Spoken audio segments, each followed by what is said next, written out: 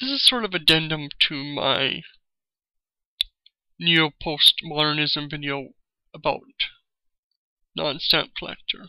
I've got a bit of criticism, and I get it from people I like.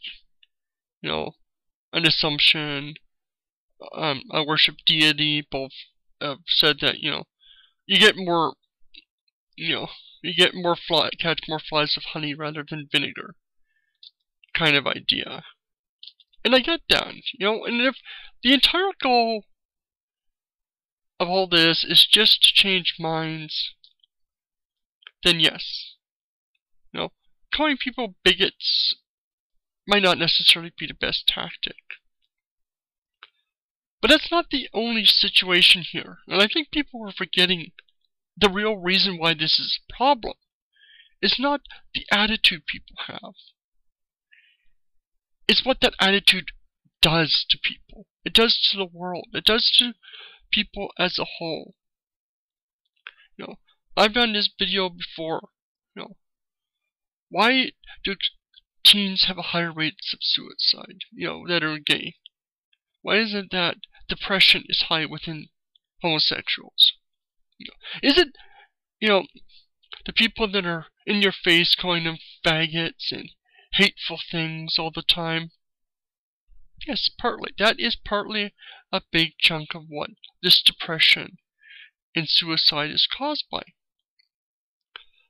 But a bigger chunk is just the overall attitude of religious people and non-religious people that think being homosexual is wrong. It is a sin. It is harmful. You're evil.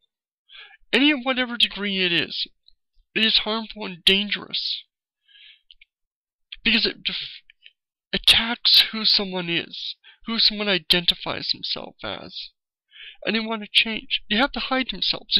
They can't be with the person they love. When someone, especially a family member or parent, says, hate the sin, not the sinner, a gay person isn't necessarily going to see that as, we don't hate me, we just hate my lust. No, they're going to see that as what it actually is. That the feelings they have are wrong and sinful and horrible. And they're going to internalize this. They're going to see this as, I must change. I'm going to do everything I can to change. If they're religious, I'm going to pray to God. I'm going to pray to Jesus. I'm going to do everything I can. I'm going to try my damnedest, and I'm going to be the best straight Christian I can be. And when reality hits them in the face, and it doesn't do anything, nothing changes. For some students and gay people, yes, it can change because they lean more towards bisexual than gay. They're attracted to both sexes and they ignore the attraction to males. It hurts them, but yeah, that's fine. But for the people that are on the far end of the scale and gay mostly, they don't have that option. And those feelings don't go away. They can pretend they don't see them. They can block them out, but they're still there. And when these things keep coming up, and coming up, and coming up, and you see the people they want to be with, they see an attractive guy that likes them, and they think that maybe they can be with them. And let's assume that they've ignored the whole idea of Christianity, they've left it, whatever. There's still that stigma. They can't be open. Because rejection for a gay person isn't just the same way as with most people. If a straight person gets rejected by a girl he likes, fine. No big. For a lot, it can be really hard for kids and it'd be depressing, yeah. But if you're a gay person, you're not just concerned about the rejection. You're concerned about the hatred someone might have towards you. You're concerned about the looks you're going to get from this person. You're afraid of destroying a friendship. You can't just walk up to someone because you don't know how they're going to react. And this whole atmosphere of hate, the sin, not the sinner, breeds this kind of thing. Because you don't know who you can trust. You have to hide who you are. You have to be embarrassed for who you are, and who you love, and who you care about. You have to hide every single day what you are. And when you try to be open about it, and you hear some Christian trying to be loving and caring and saying, I don't hate you, I just hate your sin. That's like a knife in the back. It's meant to be good, and I realize you're not being hateful, intentionally. But that's not what is actually going to be seen by the person that's gay, most likely. They're not going to see it as, oh, they're just being loving. No, it's going to be like a slap to the face. And now I guess I'm trying to speak for all gays. I realize not all gays are going to see it. It's just, I'm talking in general how this is going to be perceived and how it's going to affect people. It is dangerous. It's going to be harmful. It's going to hurt people. And when you don't speak out against it, you're protecting the bigot from being called a bigot, but you're also not supporting the gay person that is sitting there looking for someone to voice what they feel. Because they can't do it. A lot of times. They can't openly speak out against it, because then somebody's going to start saying, are you a fag? Are you a butt muncher or whatever? They're going to start looking at them, and they're going to start insulting them if they respond.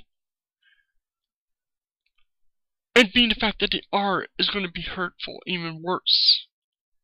And it's going to be internalized again. This depression, suicide, it's a real issue here. It's not people's beliefs and their hatred and how they act. It's what it does to people. How they see themselves. You're not giving them an option. When you're not supporting them by speaking out against it, you're not helping them. Having someone else that isn't gay say, yes, this is wrong, you're being hurtful. Don't say those mean things to him, because that's wrong. You're speaking out against bigotry, and maybe you're a little harsh to the person that's saying it. Maybe they take it the wrong way. But they're doing the harm in the first place. What's really important is how the victims perceive it. What do the victims of bigotry see when they see people standing up against mild forms of bigotry?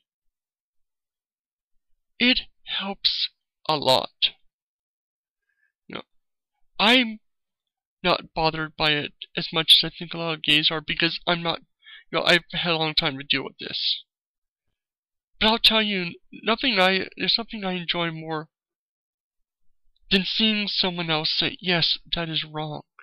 Yes, you shouldn't say that to us. Don't talk to that person. Just having someone say that, speaking out against it, saying, that's offensive. Don't call him a faggot. Don't say hate the sinner. Hate the sin, not the sinner.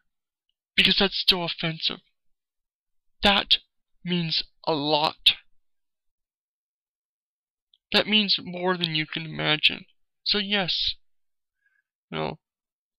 it's not black and white. But don't just think about the harm in a way. Don't just think about what the bigot is feeling. Think about how the person they're being bigoted feels and what is important to them. We're not going to change people's minds massively. Even if your way is not going to change minds either. Let's be honest. They've got the Bible, they've got their indoctrination. Some are going to change, but the bulk aren't going to change. There's an old saying, bad ideas don't die, just those that hold them. And that's so true. What you can change is what we have with racism, and to an extent, sexism. we don't say, oh, he's being a sexist, but it's his biblical belief, so we can't be, we can't say he's a sexist. No, we do. And it becomes where people can't openly say these horrible, disgusting things for fear of being attacked. And by having these things less spoken, it does help. It helps the atmosphere that people live in, where they don't live in fear of revealing who they are for the condemnation they're going to face by well-meaning bigots. Because a bigot is still a bigot, and the stuff they do is just as hurtful and painful as Fred Phelps. Maybe more so, because it's often from people you care about. I don't care what Fred Phelps says, but I do care about what parents say. I do care about what friends say when they speak out against homosexuality. That means more to me. The well-meaning friends that stab me in the back whenever they speak out against homosexuality or whatever. That is more important than speaking out and calling out the bigots. Because it's easy to call the massive bigots. It's harder to speak up against the small voice that surrounds you every day and is in the millions and way more numerous. I'm sure I'm going to get people saying I'm bigoted, I'm being harsh or whatever. And I'm going to be doing an inspirational video. And I'm probably sure 90% of you haven't even watched to this point. And I'm just rambling at this point. But this is something I need to say. I need to get this off my chest. Because what I care about isn't just one group of people. I care about all people. And I look at this as the big picture. I look at the harm being done. And I think stopping the harm is more important than protecting people's sensibilities, than protecting their ego.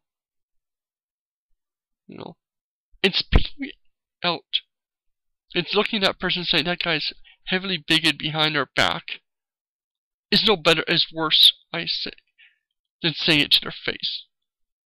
Because you're laughing behind their backs. You're hating them behind their backs and not even having the courage to say it to them. And they go on thinking that nobody hates them.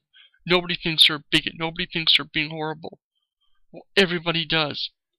But nobody has the guts to tell them that. And they keep doing it. It's like that racist uncle everyone has. Nobody likes him. Nobody wants him at any meeting. Everyone hates him. But nobody has the balls to tell him that, so he keeps coming. He keeps saying horrible things that people look at him with disgust. Who are you protecting, him or yourselves?